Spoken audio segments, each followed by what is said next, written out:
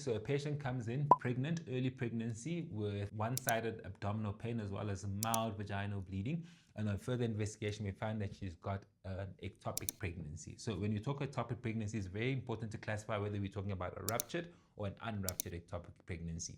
Ectopic pregnancies are generally an emergency because they always have the possibility of rupturing. Even though we may initially diagnose it as being unruptured, the longer the delay in seeking treatment, eventually it could become a ruptured ectopic pregnancy, which is life-threatening because then there's ongoing internal bleeding at that point in time. The mainstay of treatment is surgery. Surgery in the form of a laparoscopy to basically remove the affected fallopian tube, and by so doing also achieve hemostasis or stop the bleeding that is currently going on. So once that is done, then we'll be able to then have the one remaining fallopian tube, and the patient should still be able to conceive with that remaining fallopian tube.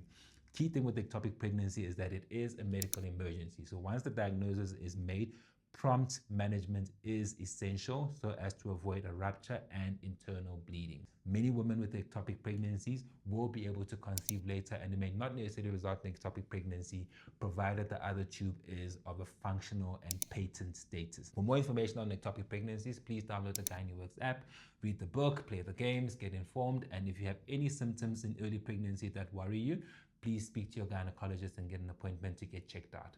Cheers.